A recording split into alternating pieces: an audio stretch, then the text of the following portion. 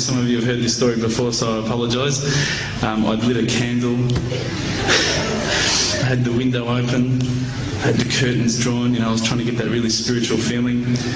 It was a nice summer night in Melbourne, as summer as it can get in Melbourne, and I was sitting there thinking, this is it, this is the night. I'd been, investigating all the spiritual proofs, all the scientific proofs about the fact that the mountains are the pegs, about, how the embryo develops inside, the woman, all these amazing proofs, but I still needed that little push.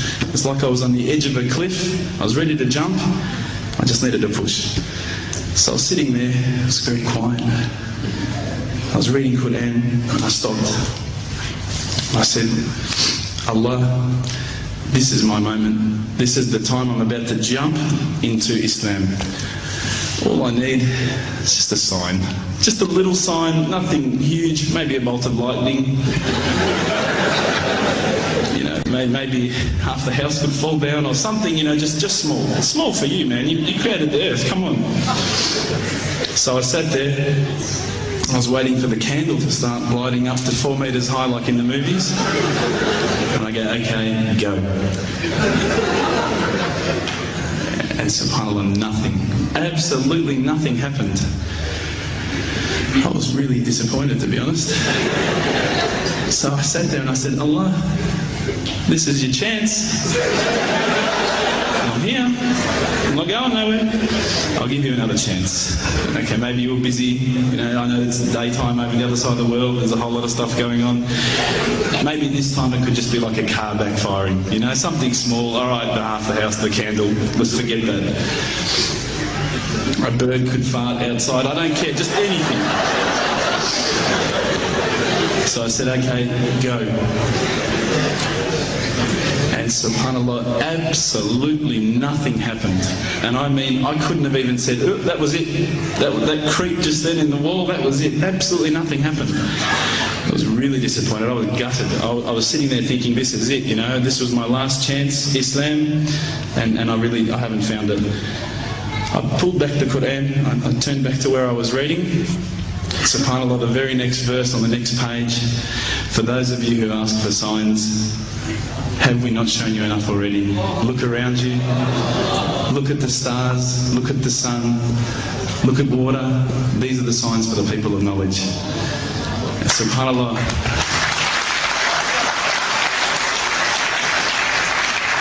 I threw the doona over my head and I pretended I was asleep. I was that scared because I couldn't believe how arrogant I'd been to want my own specific sign when all the signs had been there for me all along. The fact that we have this world, the fact that there is this creation, these are the signs for all of us. The next day I decided this is it, I'm becoming a Muslim.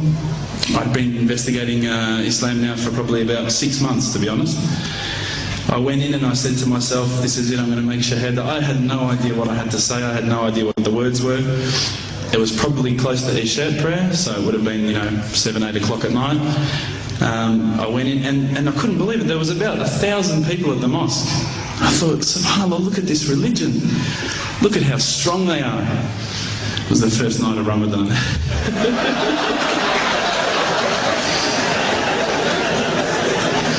Ramadan Muslims. So I sat there and I was very nervous, I must admit. I got up and this person's going to me, you got to say these words, bro, ashhadu. I'm going, what? Ash what? Can't I just say it in English? No, they say, no, you got to say it in Arabic. And I thought, looked out over the sea of beards that I could see in front of me and I thought, if I get these words wrong, I'm a dead man. Again, I had this fear, And they were staring at me, and I don't know if you know this, but Australians can't stare. Lebanese people can stare. So I was sitting there, I was very scared.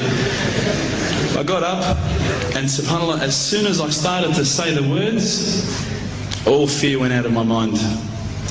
It felt as though a shower was inside my head and someone had just turned on the cold tap. It felt like I'd been flushed clean.